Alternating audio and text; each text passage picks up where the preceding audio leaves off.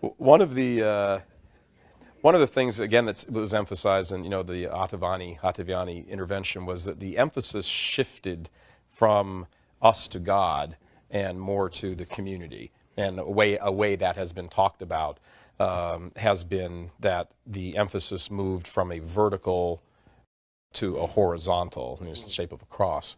And I believe even our Holy Father said, when the priest turns around from ad orientem facing east, how people oftentimes refer to with his back to the people instead of his face facing east, that when he turns and faces the people, all of a sudden the flow to God and from God is interrupted, and it turns into a community or a body that's kind of closed in on itself.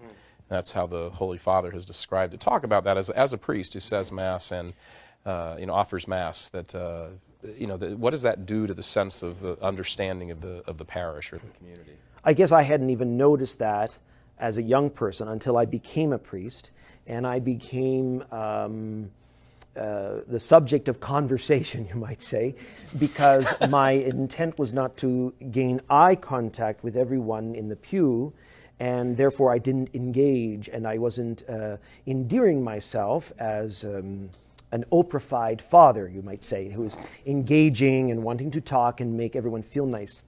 And there's something, and I hate to say it, but there's something of almost like a feminine need to have this constant echoing back of contact, and with that face-to-face contact, which really isn't there in the extraordinary form.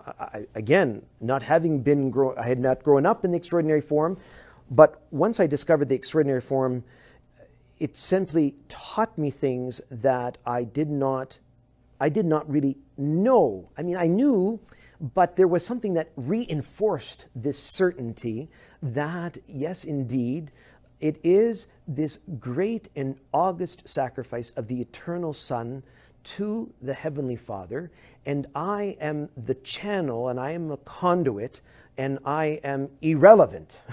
Oh gosh, what a revelation that was, to say, yes, I'm a priest, I am ordained to sacrifice, but my personality is irrelevant to this. Whether or not I'm chubby and cheerful, it really doesn't matter, because in the august sacrifice to the Father, I am in some degree sublimated. I am hidden beneath the great sacrifice of Christ.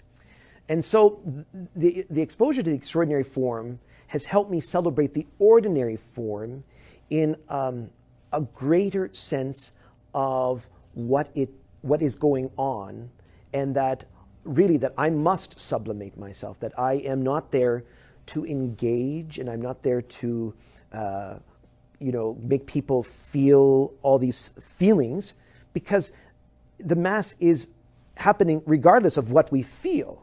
It's something that is happening cosmically in heaven, and we are given the key, we could say the gate, to open into heaven's doorway. And I am the privileged gatekeeper to open it for the faithful. But you don't get all excited about the guy who opens the door for you too much. You want to go to the one you're visiting. Yeah?